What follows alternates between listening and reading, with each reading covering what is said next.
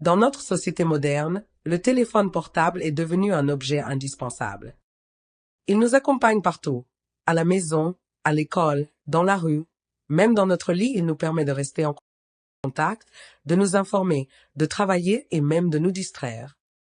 Pourtant, derrière tous ces avantages, il peut aussi devenir envahissant, voire dangereux. Je suis tout à fait d'accord avec l'idée que le téléphone est un bon serviteur mais un mauvais maître, car il peut améliorer notre vie, mais aussi la contrôler si nous n'en faisons pas un usage équilibré. Le téléphone portable rend de nombreux services. Il permet de communiquer instantanément avec ses proches, où que l'on soit. Grâce aux applications de messagerie, aux appels vidéo et aux réseaux sociaux, il rapproche les gens, même à distance.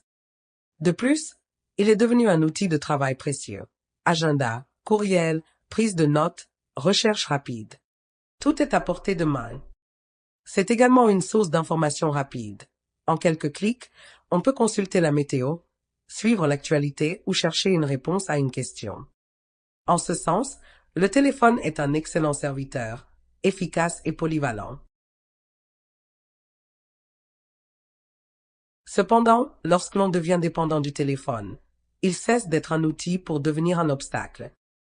De nombreuses personnes passent plusieurs heures par jour sur leur écran, au point d'en oublier le monde réel. Les notifications constantes dérangent la concentration, empêchent de dormir et provoquent parfois du stress ou de l'anxiété. Pire encore, certains ne peuvent plus passer un repas, une sortie ou un moment de repos sans consulter leur téléphone. Dans ce cas, le téléphone devient un maître tyrannique qui contrôle nos gestes, notre attention et même nos émotions. Le téléphone peut aussi nuire aux relations humaines.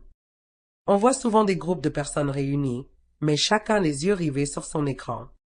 Cette présence virtuelle constante peut créer de la distance dans les relations réelles. De plus, les réseaux sociaux donnent parfois une image faussée de la vie, ce qui peut provoquer de la jalousie ou un sentiment d'insuffisance. Enfin, certains adolescents ou adultes se sentent obligés de répondre immédiatement à chaque message par peur de manquer quelque chose.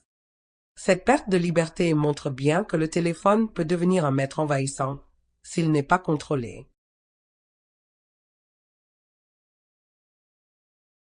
En conclusion, le téléphone portable est un outil fantastique s'il est bien utilisé, mais il peut devenir nuisible lorsqu'il prend le dessus sur notre vie.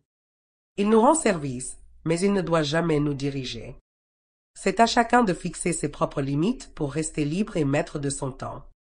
Comme pour toute invention puissante, le plus important est de garder le contrôle. C'est nous qui devons commander l'objet, et non l'inverse.